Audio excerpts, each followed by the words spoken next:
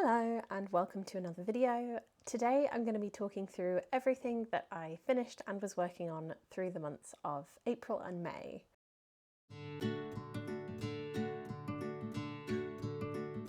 It is incredibly hot in London at the moment, so I won't be trying on my pieces in real time for you. Instead, I'll be inserting some B-roll right here so that you can see how each of the finished objects look on me.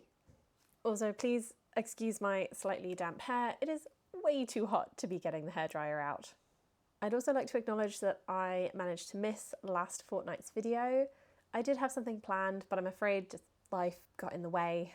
My schedule has shifted and I'm now at the point in the term where I do 1 to 2 evening shifts a week, and that really impacts my schedule and my mental health, so I'm just trying to concentrate on managing that for a bit. For those of you who don't know, I work in a university that specialises in theatre making, and a lot of the time I have a pretty regular shift, like a 9 to 5, Monday through Friday, but while there are shows on, one member of the team stays to do the evening half of the shift. I don't tend to mind these so much. I do a fair bit of knitting on my evening shifts, but they do have a habit of messing with my schedule. It always is a little bit of an adjustment for me. But enough of that, let's get into the finished objects. The first one is the one that I am wearing. This is the Plot Twist Tank by Jamie Creates. I made it in Creative Anarchy's Bourgeois base in the colour Dancing Queen. I made the size 3 on 3mm needles, and I used about 132 grams of yarn, and this took me 9 days. I actually made an entire project vlog / travel vlog about this top. I made it on my Easter trip, which was to Amsterdam, The Hague and Paris. I spent a lot of that time on the train and ended up being quite ill for it, so I had a lot of time to knit this. Because I've also made a whole video about it, I'm not going to go too much into detail. Go and watch that if you'd like to see me make this top and critique the pattern and the yarn and my travel setup. I was able to finish this tank top the same day that I arrived back in London, which was really perfect timing. I was very happy with the completeness of this project while I was away. I absolutely adore this pattern. It's written really well, includes a great range of sizes, and creates such a stunning finished object. I love the attention to detail around the edges, and it was just really fun to make. I opted for no waist shaping and I did extend the body. Originally in pattern, this creates quite a cropped top, and I do love a crop top, but I did just want to extend it so that it hit the bottom of my high-waisted shorts, which this one does, and I'm very happy with both the shape and the look of the finished piece. One thing that I hadn't noticed before I started, but which was incredibly useful, is that you only use one needle size for the entire pattern. When I took this on my trip with me, I did not think I would get to the ribbing edge, so I didn't even think about bringing an extra pair of needles for when I would need to size down for the edging. Instead, as I got closer and closer, I was kicking myself that I didn't bring the extra pair of needles. But then by the time I got to that point in the pattern, I read that it was the same needle size as the body and I could just get straight to it, which as a travel project was great because I didn't need to worry about either trying to find another pair of knitting needles or having to stop and pick up this project when I got back home. Another nice thing about this top is you actually work the armhole edges as you go, so there's just way less finishings to do by the time you finish the body. You just have the neck edge to pick up for. The yarn has blocked out so beautifully. I really enjoyed working with this particular base. I have used other bases from Creative Anarchy, but I hadn't used their Bourgeois base before, which is 80% merino and 20% silk. It is so soft on the hands and was a pleasure to work up, and it is blocked out beautifully. I cannot wait to get my hands on another colourway of this particular base. Overall, I absolutely adore this piece and I can't wait to see how it stands up in the summer heat. My next finished object are my Stomping Dinosaur socks by Crochet by Bogusia. I made these in the Life in the Long Grass in the colour Wheat, a Little Sheep Yarns mini that I picked up, which is in this pink colour, and the Walk Tough sock in the colour Hunter. I made these on a 72 stitch circumference and I used my 2.25mm needle. I used about 50 grams for the main colour, just under 20 grams for the cuff, heel and toe colour, and just under 10 grams for the pink dinosaur colour. And these socks took me 21 days to make. Here they are. I am so pleased with how these turned out. These were an absolute delight to make and work on, and I sped through them because I did the colourwork section at home before transitioning them to my commute project. Having the different dinosaurs on each sock does help with the second sock syndrome a little bit because you use two different charts to make these, and by the time you finish the dinosaurs, there's actually not that much left to go. I did make a couple of modifications. One is I actually added this trim to the top of the sock in my contrast colour. I don't know where I picked this up from, but I really wanted to try it, and I partnered that with a twisted rib cuff. I just think they turned out super neat. Another modification I made was I ignored the ladderback jacquard, which was called for in the pattern. Instead, I caught my floats as little as I could get away with. And the only bit that made that particularly difficult was just this long section of the T-Rex. I had to catch my cream float behind this pink section a fair amount, but well worth it. And I think they turned out pretty neat in the end. I can't see any of my cream behind when I pull it, so I think I did it pretty well, pretty successfully. The other modification I made is I kept my 72 stitch circumference throughout the entire sock. I know this works well for my size, so I just wanted to stick with it, and instead I increased my needle size to 2.75 during the colourwork sections. And I really made sure to keep all of my floats very loose as I switched colours throughout the colourwork pattern. I really didn't want to get to the end of the sock and realise it wouldn't fit over my heel. But in the end, success, these do fit and I am very happy with them. My only reservation with these is that the dinosaurs don't pop as well as I would like them to, especially this one here. But I was working with the yarn that I already had in stash, so on balance, I think these turned out really well. My next finished object is a big one. It is my Polo #1 by My Favourite Things Knitwear. I made this out of Knitting for Olive's merino and soft silk mohair in the colours unicorn purple and petroleum green. I made a size 6, which is a 2XL, and I used needle sizes 4mm, 3.5mm and 3mm. I'm going to have to read these values off, so forgive me for looking down at the screen, but I used 114 grams of the unicorn purple merino and 168 grams of the petroleum green merino, and 63 grams of the unicorn purple mohair and 91 grams of the petroleum green mohair. And this took me 60 days in total to make. I'll be showing B-roll by the side of me, but here it is. I am incredibly happy with how this turned out. I showed this in my last update, and I think at that point I had just finished the collar. Once I'd finished the collar and joined under the underarms, this project became pretty smooth sailing. I intended this to be oversized, more like a rugby shirt than a blouse. The size I picked was about 2 to 3 sizes bigger than my usual size that I knit, and I think it's perfect. It creates the look that I was aiming for. Some tricky bits towards the end was trying to figure out what point to finish, especially because I wanted to finish on this petroleum green colour. Originally, this was actually 2 stripes longer, and I had accounted for the hem edge in the last stripe. Unfortunately, this meant that the body was too long, whilst also the sleeves were too short. So to fix both issues, I decided to have the hems as an addition rather than accounting for them in the stripe. So you can see that this last stripe is a bit bigger because the hem is an add-on. And then I unravelled 2 stripes and added on the hem again at the bottom. And that creates the perfect proportions, and it means I have the right length sleeve.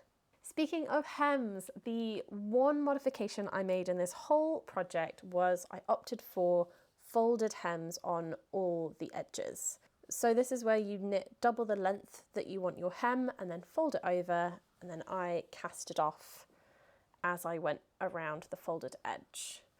I also added a purl ridge to make that fold really crisp, and I actually did one less row inside than on the outside to just pull those edges in a little bit and avoid having the hems flop open. This was actually an accident on one of the sleeves and I really loved how it looked, so I just decided to do the same mistake on all of the edges. I do think the folded edges give it more of a sporty look and makes it lean towards more of a jersey look rather than a jumper. In the end, I'm so glad I went for this modification, even though I really wasn't sure how it was going to look. I think it matches the collar of the piece really well and just gives it a very clean look.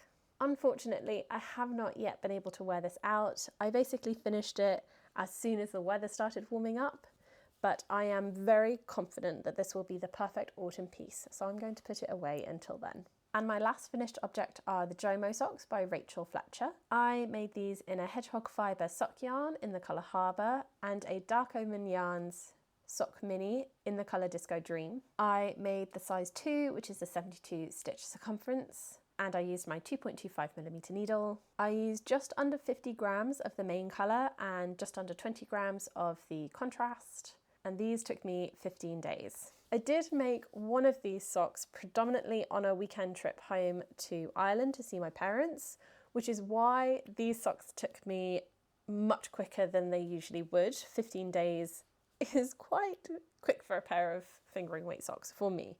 I was absolutely dying to use this yarn after my trip to Amsterdam. It's some of the most beautiful sock yarn that I've ever used. And I think I paired it with this mini quite well. I really love the colour combination that it gives.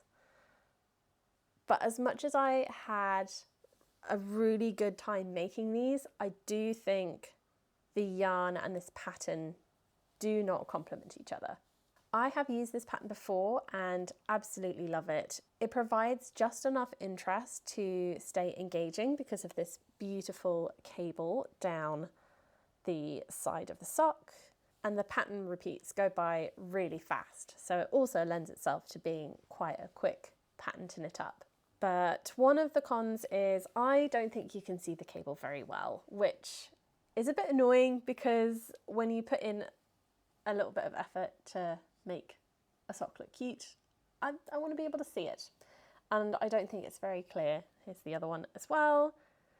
Yeah, it's just not very clear. I can see it close up and I do like how it looks. I decided to opt out of doing the cable down the foot so that I wouldn't feel it in my sock, and I just prefer how this section looks, so I wish I'd made a vanilla sock with this particular yarn base. The other mistake I made in these socks is I went for a heel flap and gusset, which means while you do the gusset rows, the stitch count is different, which means the stripes ended up looking different in the middle section, which you can see very clearly when I hold these up. This doesn't bother me too much, but again, I would have preferred a more coherent sock without the step change in the middle. I will still wear these, I will still love these, and it doesn't bother me enough to unravel them and remake them. I will definitely keep coming back to this pattern because it is fun and works for a lot of yarn. But I've definitely learnt some valuable lessons while making this particular pair of socks.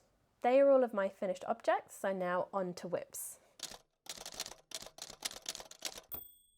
I have 3 whips for you today, 2 of which I really had hoped that they would have been done already, but never mind, we're gonna take it as it comes. First up is my Lulu slipover by Petite Knit. I am making this out of Sandnes Garn's Peer Gynt in the colour Navy Tweed, and here's how it looks so far. I'm pretty far through. In fact, I have done the body of the slipover, I've done all the ribbing edges, and the only thing that's missing are the button plackets. So for this vest, it is open at the sides and you button it, so it's got quite high slits, which is why I really wanted to make it. It just looked super interesting. Unfortunately, this is just unbearable to knit when it is this hot. It has been over 30 degrees for the whole weekend, which when you see this will have been last weekend, and having 100% wool on my lap just became so unpleasant to do. So I pushed myself to finish off the arm ribbing, but I think I'm going to have to set this aside for a few weeks until the weather cools down. I have been really impressed by this pattern. I shouldn't be surprised, it's a petite knit pattern. It's very clear and easy to follow. The only modification I've made so far, which I think will be my only modification, is I have made my neck edge a lot shorter. I didn't want a turtleneck version of this, which is what it is in the pattern. I don't really like my necklines being very high, so I modified it to be shorter. And it also means I can wear collared shirts with it as well. So I think this will be perfect when it is finished. This yarn was also a bit of an odd one for me. When I was knitting the body, I was quite worried that it was too rough for me. I had made my test square and it had turned out soft, but I temporarily forgot that. And as I was working up, it was very rough on my hands and very rough in the body of the garment. But luckily, after a mid-project block, which I did before I did the ribbing edges, the yarn just softened up. The fabric became much more soft to the touch, and I was so relieved because I feel like I'll definitely be able to wear this. I'm very excited to have this finished up so I can wear it for the autumn. I'm also really excited to get the buttons sewn on. Actually, hang on, I'm going to grab the buttons for you so I can show you. My mum picked me up these beautiful strawberry buttons from France when she was visiting for a quilting trip. They're very cute, they're ceramic, and I think they'll contrast really well on the navy fabric. I think it'll bring a bit of whimsy to the piece and brighten it up a little bit. So I'm really excited to get these buttons on the finished piece.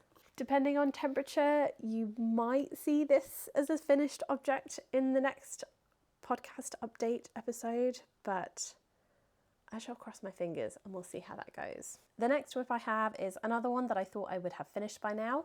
These are a pair of self-drafted vanilla socks for my mum for Christmas. They are made out of Hedgehog Fibers sock yarn in the colour Harbour and Filcolana Arwetta in the colour 371, which is Hibiscus. This is how close I am to finishing these socks. So I actually have one done and one that is 15 rows away from me starting the toe. Again, it's been too hot. I have been knitting a lot less on the tube because the tube has been sweaty. A lot of the time, I'm just trying to survive. These have suffered a little bit. I'm hoping I will finish these on my evening shift tonight. I have obviously my commute in, my commute out, and I might be able to finish the toe over some emails on my dinner break. We'll see. After finishing the Jomo socks, I just wanted to use the rest of this main colour up. And because I was home, my mum saw me working on those socks and commented that she really liked the colour. So I asked if she'd like a pair of them for Christmas. And she said yes. So we actually ended up going to a yarn shop in Ballincollig, which is called Olga's Own Craft Store. And I highly recommend if you're in the area and looking for any knitting or sewing supplies. It is a treasure trove in there, so much fun. While we were in there, my mum picked out a colour from the Filcolana Arwetta collection because I've always wanted to try that sock yarn. She picked out this very pretty hibiscus pink, which I think works incredibly well with the main colour. I think my mum did a great job in picking out the contrast. In this sock, I decided to fix the two things that I didn't like about my own socks. So for this one, I made a completely vanilla sock with no cabling, and I also did a German short row heel so that it didn't interrupt with increased gusset length rows. And as a result, this creates a really beautifully consistent, coherent sock. And I'm quite jealous that this is now a present and not a pair of socks for me because these are beautiful. They turned out perfect. Whenever I do a German short row heel, I always use Knitting with Suzanne Bryan's tutorial on it.